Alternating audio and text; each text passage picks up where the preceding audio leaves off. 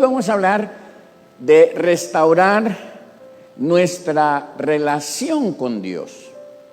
Y comencé por hablar de nuestra relación con Dios, aunque el tema es muy general y podemos restaurar nuestras relaciones. Sabe que los estudiosos de la conducta humana han dicho que durante este 2020 hubo mucha ruptura de matrimonios, hubo mucha ruptura de relaciones interpersonales en la familia. Hubo muchos hijos que llegó el momento en el cual ya no soportaban el encierro y rompieron relaciones con papá, con mamá. Las hijas también tuvieron problemas. Es decir, hubo mucho rompimiento en las relaciones. Bueno, en este año 2021 nosotros le pedimos a Dios que nos ayude para restaurar nuestras relaciones con Dios, nuestra relación con Dios. Ahí comenzamos, ahí principiamos. Y tenemos una historia extraordinaria que ustedes ya conocen, perfectamente conocen. Es una historia que se encuentra en Lucas capítulo 15, de los versículos 11 al 32. Es una serie de historias. Comienza con una historia acerca de una oveja perdida, luego otra historia de una moneda perdida, y esta tercera que es la historia del hijo perdido. Aunque en sus Biblias seguramente ustedes van a encontrar un subtítulo que le ponen el hijo pródigo, pero en realidad tenemos que decir que esta historia sería la del hijo perdido, así como la oveja perdida, la moneda perdida, el hijo perdido. Bueno, esta historia tiene muchos personajes y pudiéramos ponernos nosotros en esta mañana en alguno de estos personajes y mirar la historia desde ese ángulo. Por ejemplo, quizá nos ponemos en el personaje del hijo que se fue de la casa, o tal vez nos ponemos en la perspectiva del hijo que se quedó en la casa. Por cierto, un día de estos debo compartir la palabra acerca de los dos hijos perdidos. Uno que se perdió porque se fue de la casa y el otro que se perdió estando en la casa, ¿verdad? Sin embargo, podemos también ponernos desde la perspectiva de los amigos, con comillas, que le ayudaron a este joven a malgastar su dinero. Cuando llegó en aquella provincia apartada, en aquel país apartado, le ayudaron a malgastar su dinero. O tal vez ponernos desde la perspectiva del hombre que finalmente le dio trabajo a este pobre muchacho en los peores momentos de su vida y lo mandó a cuidar cerdos. Y ustedes deben saber que la alimentación kosher entre el pueblo judío no permite ni siquiera acercarse a un marrano, a un cochito. Ellos no comerían, jamás de la vida comerían tacos de puerco. Con ellos no harían negocio. Ponga usted una taquería de tacos de puerco, del más sabroso que usted, iba a decir dos marcas, pero ni un taco me invitan para hacerles publicidad. Pero ustedes van de todos modos allá con esos tacos de cochito y ponga una taquería allá en Israel de tacos de puerco y le van a quedar todos los tacos, porque es de los animales clasificados como inmundos en el Levítico. Entonces, era el peor trabajo que pudo haber encontrado este muchacho. No comen cochito horneado, no comen costillitas de cerdo, no comen chicharrón de barriga, y algunos van a decir de lo que se pierden. Bueno, la realidad es que podemos ponernos desde la perspectiva del hombre que le dio trabajo para ir a cuidar cerdos. Pero veamos ahora desde la perspectiva del padre de familia. Vamos a ubicarnos en el padre de familia. Bueno, una de las cosas que aprendimos durante este confinamiento y durante esta pandemia es que las heridas más profundas que podemos experimentar en la vida generalmente vienen de la familia. del esposo, de la esposa, del hijo, de los hijos, de nuestros parientes. Algunos de los familiares nuestros cercanos pueden ser infieles, pueden ser malagradecidos, pueden ser crueles. Y en esta historia vamos a encontrar la relación de un padre con dos hijos que él tiene. Dos hijos que él tiene. Es una historia que da esperanza de restaurar nuestras relaciones, principalmente con Dios, pero también con los nuestros, con los cercanos a nosotros. No es solamente una lección del amor de Dios, es una lección acerca de ser padres. Esta historia es una lección acerca de ser padres. Alguna vez yo me he preguntado, y tal vez usted se ha preguntado, ¿por qué padres buenos pierden a sus hijos? O poniéndolo de una manera más sencilla, ¿por qué padres buenos tienen hijos malos? ¿Por qué padres buenos tienen hijos que se pierden? Esto sucede en la historia bíblica, sucede en la iglesia, sucede en las familias, sucede en todas las áreas de nuestra vida.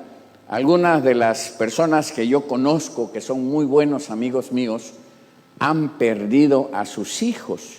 Y la pregunta sería, ¿por qué?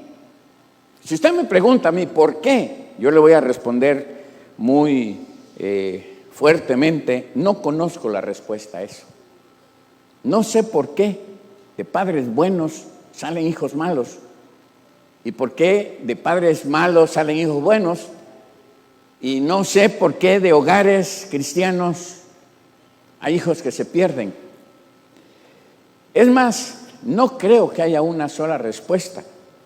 No creo que ninguno de los que estamos presencialmente y ustedes que están allí en sus hogares tengan una respuesta acerca de por qué se pierden algunos hijos. Hay algunos factores y pienso que muchos padres culpan o guardan en su corazón una carga de culpa pensando que ellos son los únicos responsables. Y la realidad, tengo que decirles, no lo son. No lo son. Si el hijo se pierde, si el hijo vive mal, los padres no son los únicos responsables. Hay muchos otros factores de los cuales nosotros ni siquiera tenemos control, comenzando con que Dios nos dio libre albedrío. Y el hijo llega un momento en el cual quiere usar su libre albedrío. Y sucede que en un hogar, cuando un miembro de esta familia escoge una manera de vivir que duele, lastima a sus padres y a su familia, eso afecta terriblemente las relaciones. Afecta, lastima, duele.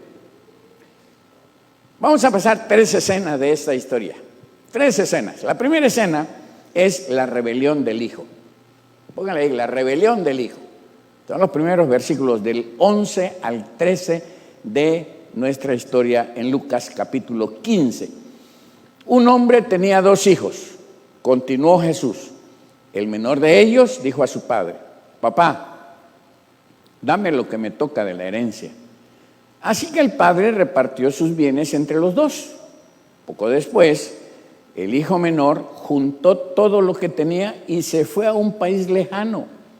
Ahí vivió desenfrenadamente y derrochó su herencia. Me tengo en esta primera historia y le podríamos poner la primera parte de la historia, la primera escena, y le podríamos poner la rebelión del hijo. La rebelión del hijo. Los hijos a veces pasan por esa etapa de rebelión.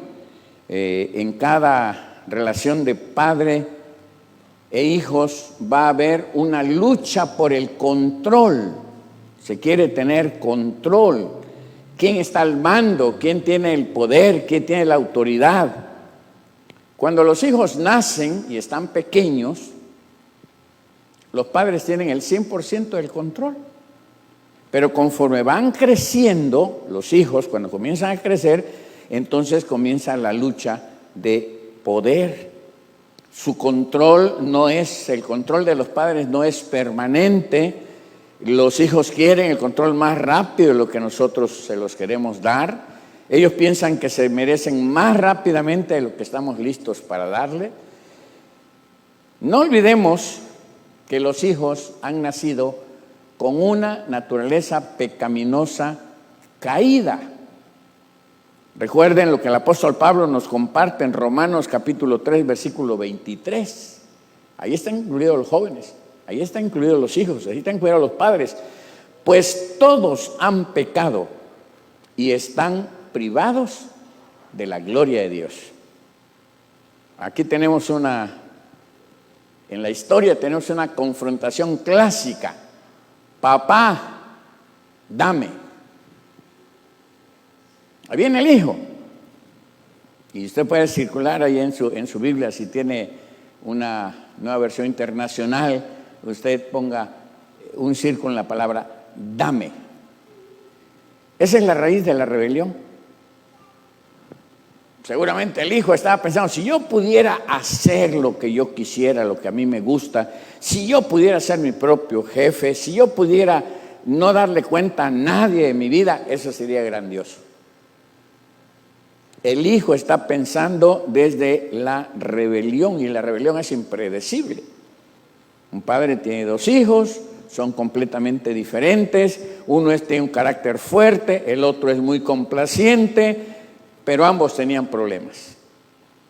Nunca puede uno decir quién de los hijos va a ser rebelde. No es por la edad. Aquí es el hijo más joven, el que viene a su padre para pedirle la herencia en un tiempo que todavía no era el tiempo adecuado. Es el hijo más joven el que le causó problemas al padre. Pudiera uno decir, bueno, es que cuando los hijos ya van creciendo, ya van dando problemas. Bueno, yo he visto papás a quienes los niños de brazo, los niños pequeños los manipulan. Ya les he platicado una historia ahí de un niño allá en la Ciudad de México que siendo tan pequeño, unos cuantos meses de nacido, ¿verdad?, tenía una forma como manipular a los padres. Y si no lo atendían rápido, el niño entraba en una situación terrible de conflicto. Entonces, a veces no es por la edad, a veces hasta los niños pequeños. Si los padres no somos cuidadosos y no establecemos bien ciertas reglas en el hogar, el conflicto puede comenzar más pronto. La rebelión puede aparecer. Dice el versículo 13, poco después el hijo menor juntó todo lo que tenía y se fue a un país lejano. Evidentemente este joven había crecido fuera del control de sus padres. Su padre no lo pudo retener en el hogar. ¿Cuándo sucedió? Bueno, los eruditos bíblicos no se ponen de acuerdo en cuanto a qué edad o en qué tiempo sería cuando el muchacho se fue de la casa. Podemos imaginarnos tal vez 16, 17, 18 años aproximadamente sería en esa edad. ¿Y qué hace un padre cuando ellos son legalmente independientes, cuando ya no los podemos controlar? Bueno, ese padre, que es ejemplo para nosotros, por lo menos hizo tres cosas. Tres cosas que voy a hablar con ustedes que son cosas difíciles. Difíciles. Pero quiero decirle que ese es el ejemplo que este padre nos da. La primera cosa es, si están rebeldes, si quieren irse a la casa, déjelo ir. Déjelo ir. El hijo menor juntó todo lo que tenía y se fue. El padre no lo detuvo. El padre no lo detuvo. Él lo dejó irse. Desde el nacimiento de nuestros hijos debemos estar preparados para cuando ellos quieran irse, cuando ellos tengan que irse. Pero yo creo que una de las tareas más difíciles para el padre es cuando el hijo por rebeldía quiere irse. Y yo tengo que decirle, déjelo ir. Bien sea que tenga 18, que tenga 19, que tenga 20. Si quiere irse a casa, abre la puerta, dígale que recoja lo que quiera llevarse, arréglelo, regálele una maleta, regálele una caja de huevos de esa larguita, ¿verdad? Y regálele el mecate para que lo amarre, déjelo irse, déjelo irse. Bueno, esto a su padre le pareció una acción sensata, porque era decisión del hijo. No hay duda de que él trató de razonar con su hijo y hablarle y explicarle y aconsejarle, decirle, hijito, no tienes experiencia para manejar tu dinero, hijo, necesitas que alguien te asesore y quizá muchas cosas, pero el joven decidió irse. Y si alguien de los hijos o de las hijas quieren irse de casa, aunque duele en el corazón, déjelo irse. La segunda cosa que este padre hizo es dejar que cometiera sus propios errores. Se fue lejos a un país lejano, dice la palabra. Él tomó todo lo que su padre le dio y se fue. Y la palabra dice que malgastó toda su herencia. Al principio la historia es grandiosa. Seguramente cuando llegó a ese país lejano, o como dice la Reina Valera 60, esa provincia apartada, todo era grandioso. Es tiempo de fiesta, es tiempo de probar lo que yo no había probado antes. Aquellas cosas que me prohibieron en casa, ahora soy libre. Y el muchacho se estaba divirtiendo, la pasó bien, rechazó los valores que sus padres le habían dado, se olvidó de sus orígenes y se dedicó a disfrutar. Pero él perdió su riqueza. La rebelión va a ser siempre símbolo de pérdida. Muchos hijos saliendo de casa, cuando salen de casa, pierden los valores que nosotros les hemos inculcado. Y a veces, hasta como este joven de nuestra historia, malgastan su dinero. Es doloroso para el padre. Si el padre se hubiera enterado en ese momento, no había alguien que le mandó un WhatsApp, y aquí tu hijo se está divirtiendo, haciendo fiesta todos los días, y anda con los amigos, y anda con las mujeres, y anda con prostitutas, y anda haciendo esto y esto. Nadie le mandó al padre que supiera cómo estaba el hijo, pero si se hubiera dado cuenta, le hubiera provocado un dolor terrible. Pero el padre sabía que si dejaba a su hijo irse y dejaba a su hijo cometer sus propios errores, estaba inscribiéndose en la escuela de los golpes. Y muchos hijos rebeldes van a aprender inscribiéndose en la escuela de los golpes.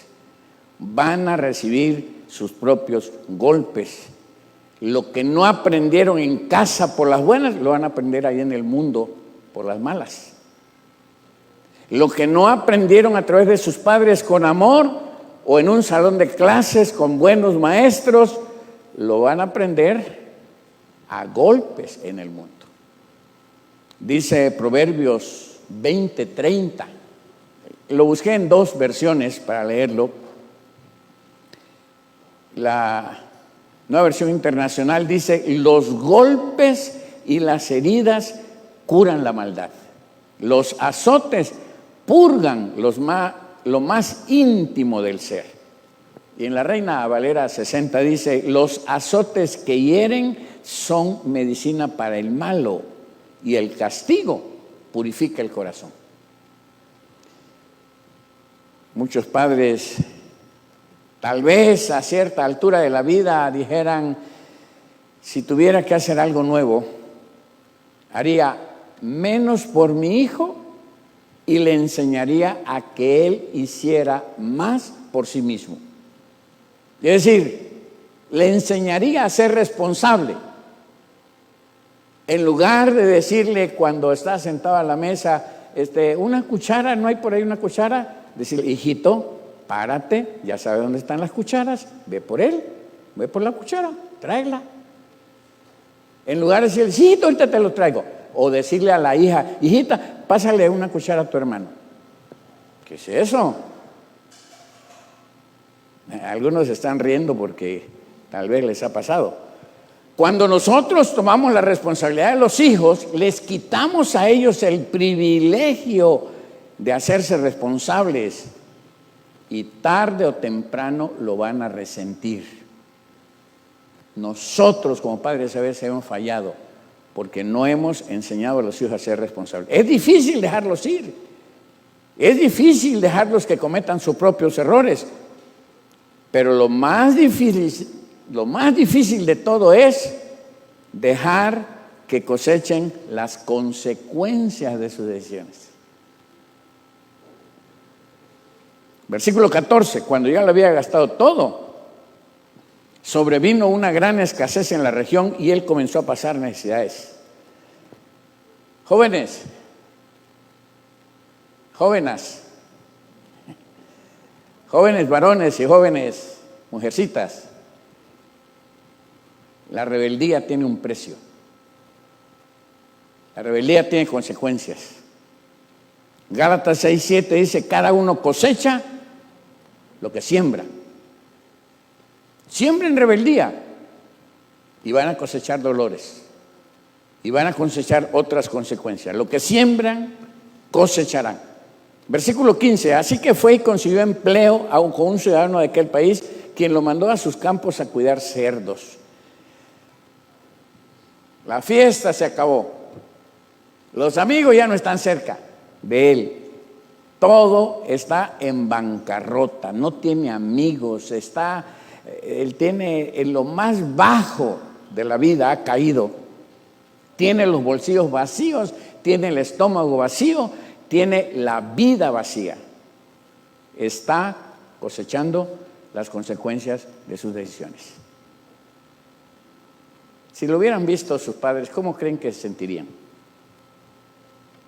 Lo criamos bien, le enseñamos bien, lo cuidamos, le hemos dado todo, pero no ha hecho lo correcto.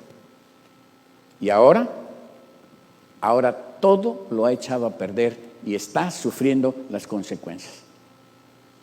Y por supuesto, este padre judío seguramente estaría su corazón demasiado triste, porque diría, se está muriendo de hambre y está queriendo comer de la comida de los cerdos. ¿Cuántas veces como padres nos da dolor que alguno de nuestros hijos pase por experiencias difíciles, dolorosas? Pero más dolor da saber que son resultados, consecuencias de las decisiones que han tomado. Su padre se hubiera sentido avergonzado, su padre hubiera dicho, ¿cómo es posible que mi hijo, siendo yo un hombre acaudalado, siendo un hombre que tengo tantos trabajadores, tantos empleados, tanto terreno, tanto ganado, mi hijo ahora esté cuidando cerdos? Seguramente se hubiera avergonzado. Bueno, Dios comprende a los padres que están pasando por una situación como esta. Los hijos tienen libre albedrío. James Dobson, de un enfoque a la familia, que ha escrito muchos libros sobre la familia, dice que una vez que el hijo llega a la escuela primaria, el padre no es la principal fuente de influencia en su vida, porque ellos pasan mucho tiempo fuera de ellos. La responsabilidad del padre termina donde no hay control. Así que si los hijos escogieran irse de la casa y están fuera de su control, ustedes no son los responsables. Ellos eligieron. Si no hay control, no puede haber responsabilidad. No pueden sentirse culpables de algo que no pueden controlar. El muchacho ahora está cosechando las consecuencias de su propia decisión. Él se gastó solo, él cayó en bancarrota, él está necesitado. Si el papá se hubiera dado cuenta, sería como uno de nosotros. Sería como uno de nosotros. ¿Qué hacemos si sabemos que el hijo está en una provincia apartada y está pasando por dificultades? Luego, hijito, mándame un número de cuenta, te voy a depositar. Hijito, voy a comprar mañana un boleto y compro un boleto de autobús o en avión para llegar más rápido. Voy a ver qué puedo hacer por ti. Pero el padre no intervino. Posiblemente porque no se enteró. Lo dejó ir. No intervino. Llegamos a la segunda escena, y la segunda escena es la reevaluación y lamentación. Y entonces para el hijo, esta evaluación, este lamento, es un camino a la restauración del hijo rebelde.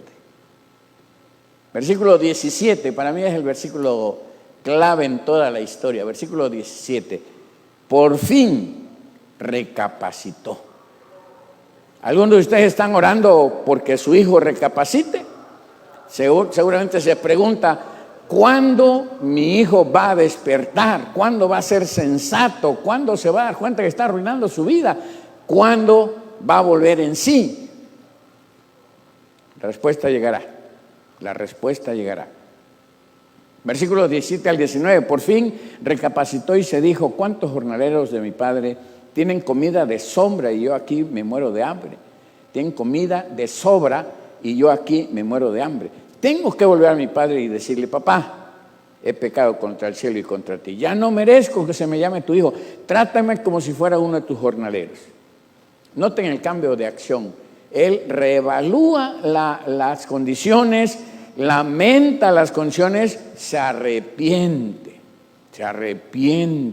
reconoce que no ha hecho lo bueno, reconoce que está mal porque él decidió mal.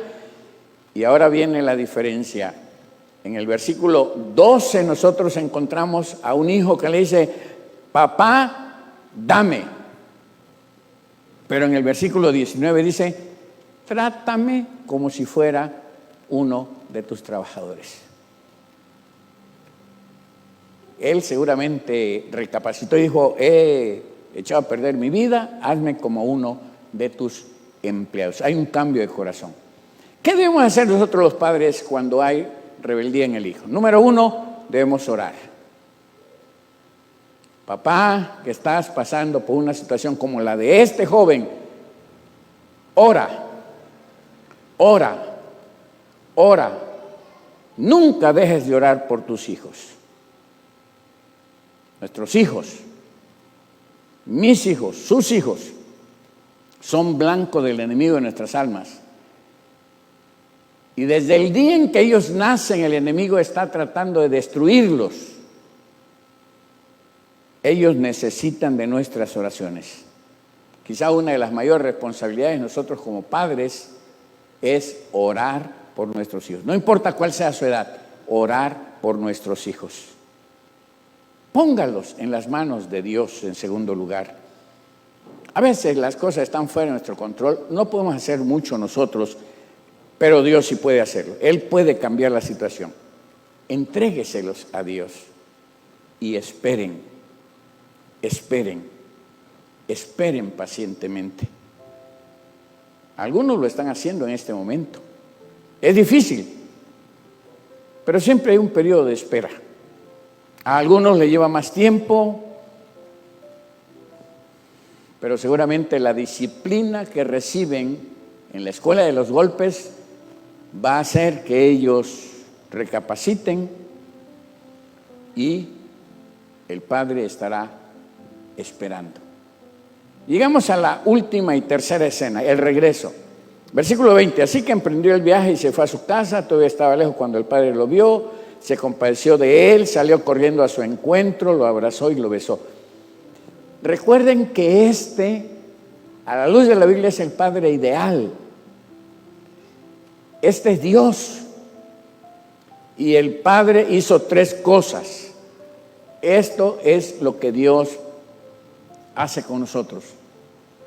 Amó fielmente. Nunca se den por vencidos. Dice la palabra, todavía estaba lejos cuando su padre lo vio y se compadeció de él. No esperó que viniera a la casa, que regresara hasta la casa. Él fue a buscarlo. Él fue a encontrarlo. Él se compadeció de su hijo. El padre nunca perdió la esperanza. No importa qué tan lejos se vayan los hijos, no importa el tiempo que tengamos que esperar, la puerta de la reconciliación debe estar siempre abierta para nuestros hijos. Ame a su hijo fielmente. Número 2, acéptelo incondicionalmente. Acéptelo incondicionalmente. Dice que su padre salió y lo abrazó, lo besó. Y imagínense, ¿a qué olía ese hijo que estaba regresando? A puro marrano, a pudredumbre,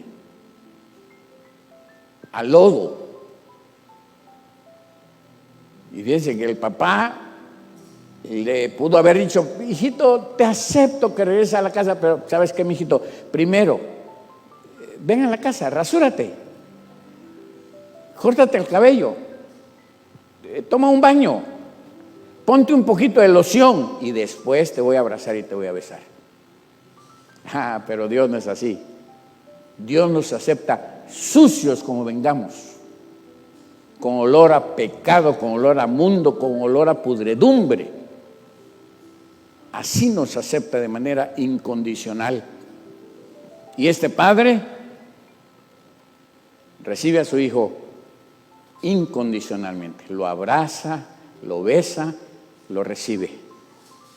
Y tengo que decirles, amados hermanos, hacer aquí un paréntesis para decirles que aceptación no necesariamente significa aprobación, porque yo puedo aceptar a mi hijo y decirle, hijo, te amo porque eres mi hijo, porque Dios te hizo, porque Dios te puso en nuestra familia, y aunque andes mal, yo te sigo amando, y abrazarlo y besarlo, pero a la vez decir, no estoy de acuerdo con lo que estás haciendo. Y el padre no aprobaba lo que el hijo estaba haciendo, pero el lenguaje del amor es un lenguaje muy evidente. Vean que el lenguaje del amor es muy expresivo. ¿Por qué? Porque es físico. Lo abrazó, corrió hacia él, lo abrazó, lo besó. En ocasiones, un abrazo puede hacer toda la diferencia. Padres, amen a sus hijos. Díganle que los aman. Abrácenlos, bésenlos, exprésenle su amor. No me puedo imaginar cuántos padres dejan ese privilegio para otros y permiten que en lugar de que ellos abracen a la hija, venga uno que ni en la familia es, para que él la abrace. A veces dejamos de amarlas y dejamos de decirle te amo, hijita, te quiero, hijita, para que un ingrato ahí que quién sabe dónde viene le tenga que decir que la ama. No nos privemos el privilegio. El joven le dijo, versículo 19, papá, he pecado contra el cielo y contra ti, ya no merezco que me llames tu hijo. Perdónelos completamente. El padre ordenó a sus siervos, pronto, traigan la mejor ropa para vestirlo, pónganle también un anillo en el dedo, sandalias en los pies, traigan el ternero más gordo y mátenlo para celebrar un banquete. Esto es lo que me gusta de mi Padre Celestial y lo que me gusta de este Padre en particular. No le recriminó nada, lo aceptó incondicionalmente, lo amó incondicionalmente, lo perdonó completamente. Y entonces pide ropa para él, La ropa era señal de filiación, un anillo que era símbolo de autoridad, y restauró la relación de padre e hijo. Es decir, no le dijo: a partir de ahora, hijito, vas a ser empleado mío y vas a trabajar conmigo y vas a ser mi trabajador. No, lo restituye a ser su hijo. Esta historia nos muestra cómo Dios maneja la rebelión en los hijos, pero también nos muestra cuánto amor tiene Dios para con nosotros y cuánto amor tenemos que tener nosotros para con nuestros hijos. Restauremos nuestra relación con nuestro Padre Celestial. Restauremos nuestra relación con nuestros padres, con nuestros hijos, con la esposa, con el esposo. Y nunca dejemos de orar